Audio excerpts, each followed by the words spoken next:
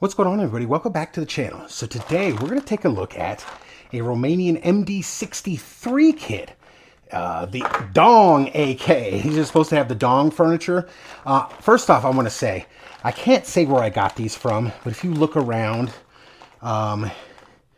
you can find out where these are from.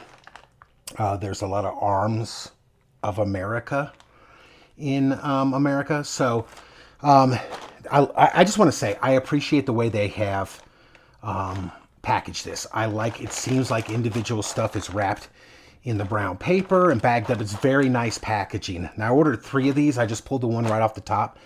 We're going to build these into some fantastic rifles. I just, like I said, took the one right off the top. The first one, we're going to see a general condition of this. But before we do that, man, I want to give a quick shout out to some of my sponsors and friends. First off is Mark at Browne Works. Right here. Makes custom grips. Fantastic, beautiful custom grip maker. Makes the most beautiful stuff. All this information, you know where to find it down below, okay? So, first one is Mark. Second is my buddy Chris from the Muffin Top Tactical Podcast. Go check out his podcast. Does awesome work for the shooting community. And last but not least is my buddy Ian from Double Tap Tactical Cleaners. Makes some fantastic tactical cleaners, man. Link to all that stuff is you know where. So now let's get on to just kind of taking this stuff out and see what we got here. I'll get this big bag out of the way. See what we got wrapped in paper. See what came. Oh, we bumped the camera there a little bit. Let's kind of get this out. Now, I don't think these have come with barrels. But again, I have that on lock. I ain't worried about that. I could be wrong, but let's unwrap this first and see what this is. Whoa, the Dong furniture. That actually looks like it is in really good shape. That's in really good shape, man. We'll set that aside real quick. This feels like maybe the buttstock. Let's take this out. Okay, not as in good shape. We got a little damage right there. That's just character. We can clean that up a little bit. And sometimes, you know, some people, let me know which way you go with this. Some people like these restored to almost like new condition. And some of them are like, some of them would put this wood, some folks would say, put that wood right on. I like the way it's, it's aged and battlefield pickup style. It's worn out, and I dig the whole aesthetic of the older wood look. We got your gas tube. Okay, let's sit this here. Gas tube with wood, looking good, looking good. No cracks. Let's see if the serial numbers match on here. All right.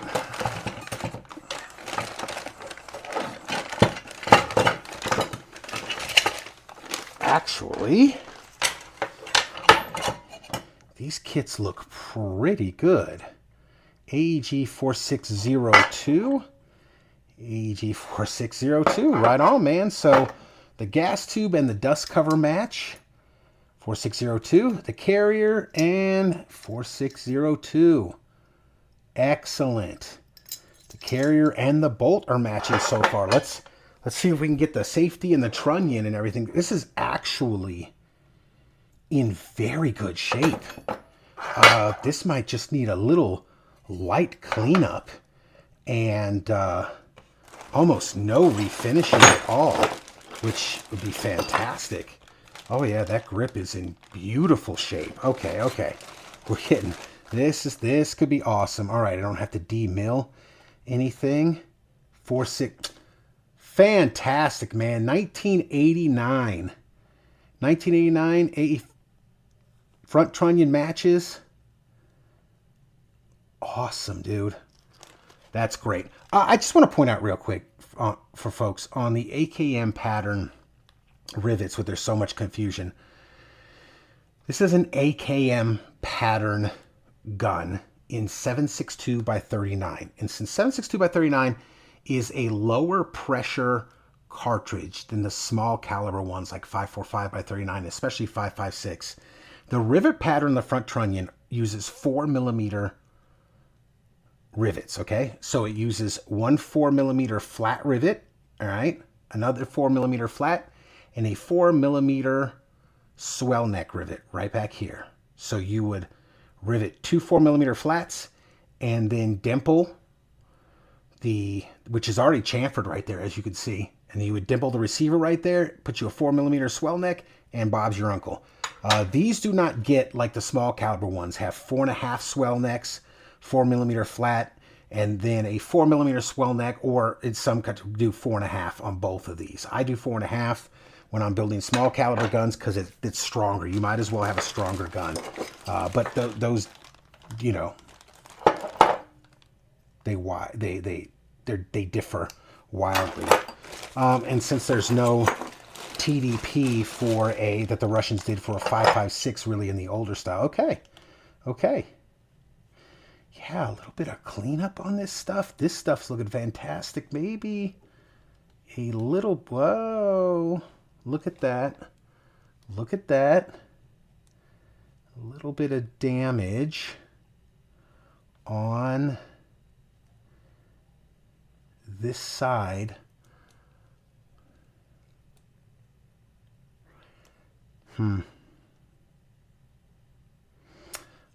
I believe I have one of these laying around. I might have to replace this. I don't like that. I'm going to have to replace this. I can't use this.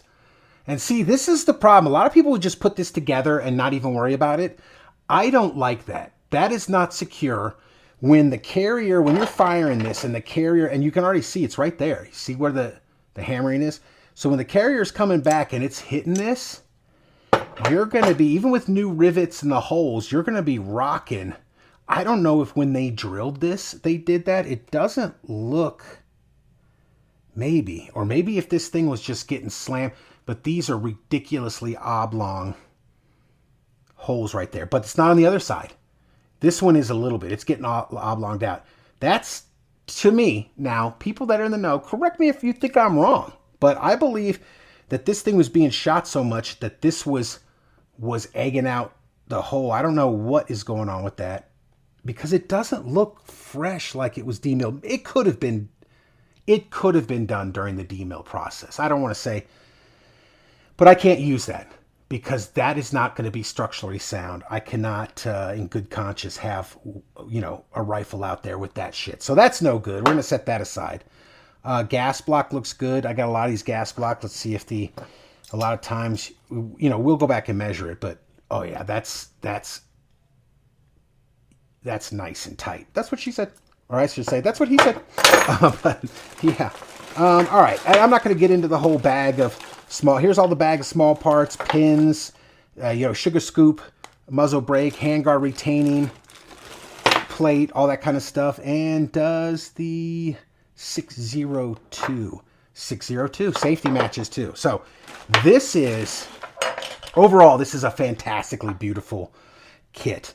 It's unfortunate I can't use this. I'm going to end up just shit canning this because I don't want this to end up in a rifle. So we'll have to probably go with a new one because I don't think that, I think I used all the ones that came with it were in great shape. This is the first rear trunnion I've come across with that type of stuff. So I'm definitely not using that to build a rifle. So we already know we got to replace the rear trunnion on this one.